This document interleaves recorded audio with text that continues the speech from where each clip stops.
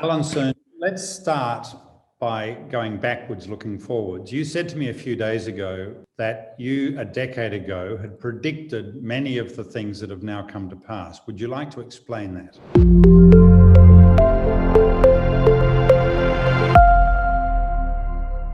One of the obvious things, even back then, 10 years ago, was that the digital audience was going to be a niche audience. It was never going to be, a big mass media kind of audience where you could create one product for everybody that was out there. So, back then, 10 years ago, it was clear that the large mass media model would not fit into this digital world that we're heading into. Digital is a complete opposite. The internet is a complete opposite. The internet favors anything that's niche, anything that is community based, that is focused on one specific interest group. So the internet has given rise to a number of media startups in that space, just because it is cheap to start something on your own. It is easy to target the kind of people that you're looking for. It's easy to deliver content to an audience almost for free. So would you now like to look forward another 10 years and make another prediction of where we're going to be at the end of this decade? Yeah, I think this continuation will continue. If you look at what COVID has done for all of us this year, is basically fast forwarding this entire process of digital transformation, probably by about 5 years, right? Satya Nadella at Microsoft had a really great quote in April when he said at the earnings call that they've now seen 2 years of digital transformation happen within 2 months.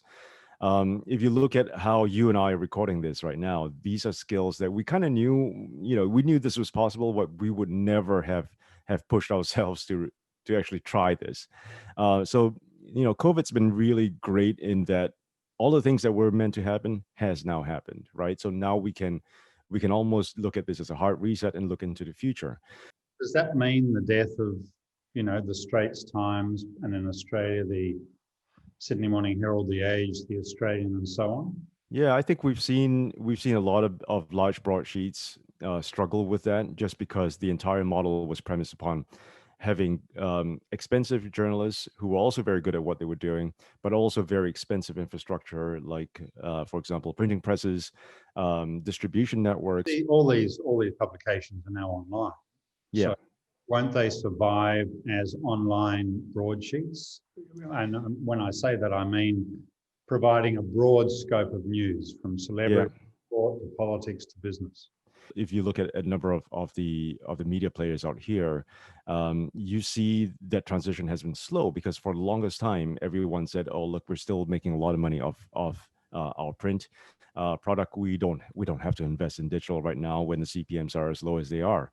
And fast forward to where we are now, the ed tech space has changed, whereby 80%, 90% of all digital ad revenue is now going to Facebook and Google. It is not going to publishers. Publishers have not spent enough time figuring out how to get content into the hands of people who really want them, and how to personalize that content for them. All of that has put us on the back foot. I think this is going to be a very difficult space, especially if a digital broadsheet is still in the advertising business. So that says what you're saying is the traditional publishers were sort of asleep at the wheel while Google and Facebook rushed up behind them and then past them. And that doesn't mean they're still asleep at the wheel. Well, I think this is where the problem is. I can only count maybe 2 or 3 of these players out there who've taken the time to build up an infrastructure that's based on first-party data, which means that they know who you are as a reader as you come through the website. They know your name, they know your email address, they know what you're interested in. They may even take the extra step to match you up against all publicly available data about you as a person. I think all of that is super important, but the fact is, a lot of media companies have not taken the time to build that technology. That is the stuff that has allowed Facebook and Google to thrive in a space like this, because they invested in figuring out who people were and what they wanted. Are you aware of the ACCC investigation into digital platforms in Australia? Yeah. where there is a plan to require Facebook and Google to pay the big publishers for their stories. What do you think of that? I think I think the premise of this was flawed to begin with. This is something that I've been looking at with great alarm and concern, just because I think that this is the kind of action that could affect how other governments look at tech platforms.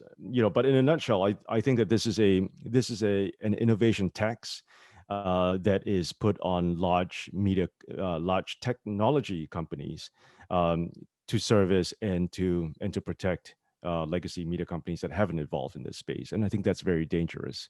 I think what's important to note here is that uh, with regard to the ACCC, who are they really protecting? Because they're not trying to protect consumer rights here. They're not protecting your right as a news consumer to be able to get news for free or cheaply. Because that's exactly what Facebook and Google do.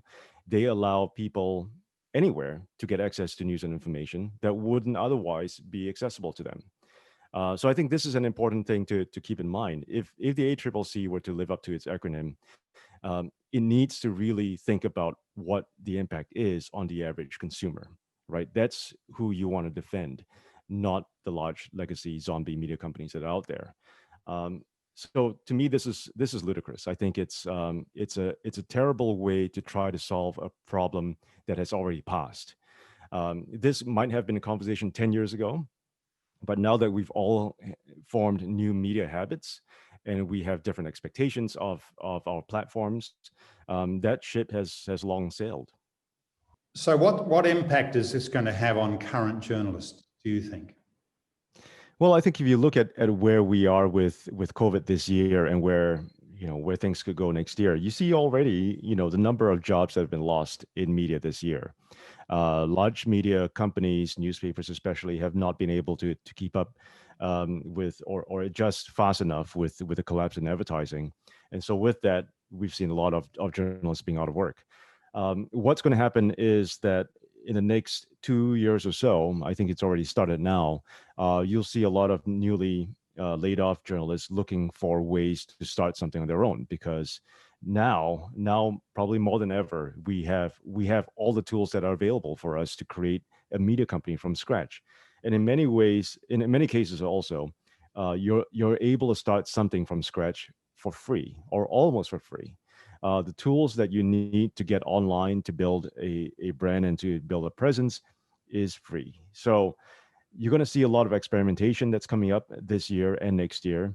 I think the onus is on us as media ecosystem players to create those opportunities for anyone who's making that jump over into independent journalism, so that they have access to the right tools, they have access to the right funding, they have access to the right networks that can take them forward.